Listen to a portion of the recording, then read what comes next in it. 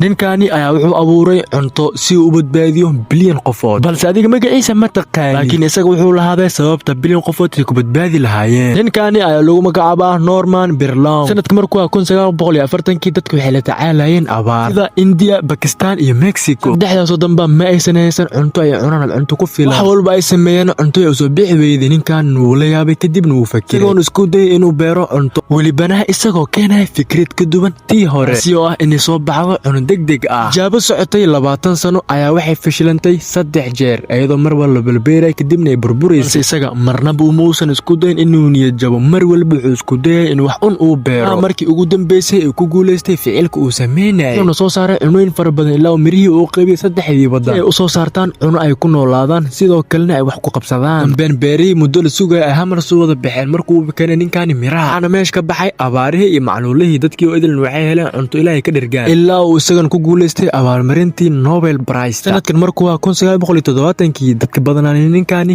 ma yaqaanaan magaciisa iyo wax uu sameeyay ba waliba aan quudaneen waxa qasab ah ninka inaan soo xasuusano sababta wuxuu sabab u ahaa inaan ka baxno macluushii abaaraha badbaadiyay bilyan qof